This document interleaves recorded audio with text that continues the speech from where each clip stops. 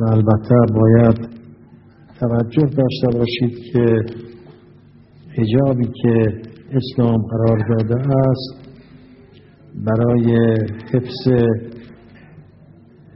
اون ارزش‌های شماست. تمام حقوقی که مرد دارد زن دارد. حق رأی دادن، حق رأی گرفتن، حق مالکیت همه جور، تمام جهاتی که مرد دارد زن هم دارد. لکن هم در مرد یک چیزهایی است که ممنوع است به واسطه مفاسد و هم در زن یک چیزهایی است که ممنوع است به واسطه مفاسد اخلاقی. اون که اسلام جلوش را گرفته چیزهایی که مفسده‌دار بوده است، چیزهایی که برخلاف عفت زن بوده و زن را خواسته است که یک حیثیت انسانیش محفوظ باشد و ملعبه در دست مردها نباشد.